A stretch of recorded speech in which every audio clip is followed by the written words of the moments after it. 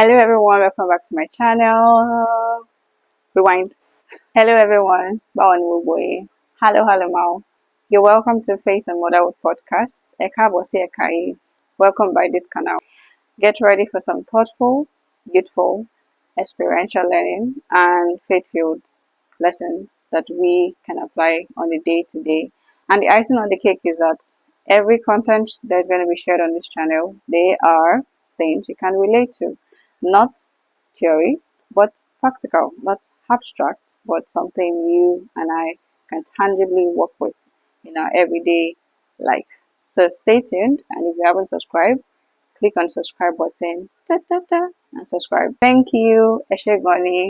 Thank you. So today I want to talk a bit about parenting, and we're going to take cues from our Heavenly Father. And so, a question.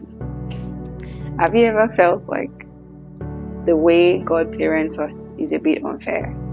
Like, for example, you're looking at a new believer or someone that is young in faith, and this person asked for something from the Lord, and it feels like God answered that person's need, like not for a long time, but in a short while the answer came. And for you that has been in faith for a longer time, you are asking for almost the same thing or something similar, but something that you feel like God should be able to attend to like almost immediately, right? And then it feels like God is telling you, wait, be patient, stay on there, just hang in there, rest in me. You know, there are moments like that. I've also had that cross my mind. And this particular day when the Lord brought this scenario to mind, it wasn't like I was thinking exactly about it, but it just kind of came to mind on that day, and this is the scenario the Lord painted for me. And that's why I said we're taking cues from my Heavenly Father in parenting. So, as an earthly parent, for example, this is the scenario that I'm sharing now. An earthly parent has two kids. You have a toddler and you have an older kid. An older kid, for example, in their preteen, already understands, no, wait, be patient, calm down. Whatever English you want to speak to them, that just signifies hold on. And for a toddler, they do not understand fully what it means to be patient or wait. Sometimes, because I have a toddler, sometimes I'm having to say, Jason, calm down, be patient, just hold on. Patience is a virtue, like I'm saying over and over again, just to get it to register into his mind. But for an older kid, I don't need to speak in so much grammar. Yeah, to get that message across. And so, if these two kids come to you for a particular thing at the same time, you tend more, and this is not because you're biased, you tend more to attend to the one that is yet to understand fully the place of patience, hold on, and after you're done with the one that is yet to understand that, you attend to the older kid that understands that. So this is where it comes back to the question I asked.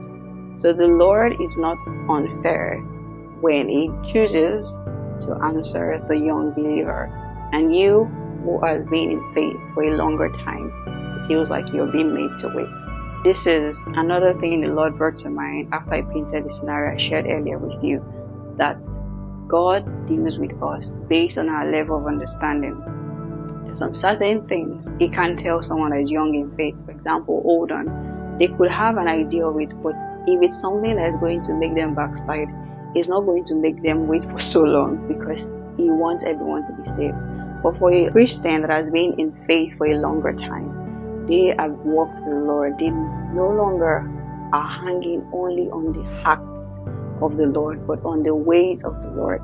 And this just kind of brought to remembrance a verse that the Lord opened my eyes to a few months ago, and that is moving away from the act to the ways. He made known His ways to Moses, His act to the children of Israel. I'm also going to display it in the screen now. So having read this, it is just simply means that for Moses, who is the leader and someone that has been in faith for a longer time, who has walked with the Lord and is still working with the Lord, there are some certain things that Moses is aware of. Children of Israel, they tend more towards the act because they are not yet firmly rooted and they are still considered baby Christians because they are still growing in faith. So again, if you are having those doubts or you are asking yourself, why is God making me wait longer than this A person or this B person or this C person?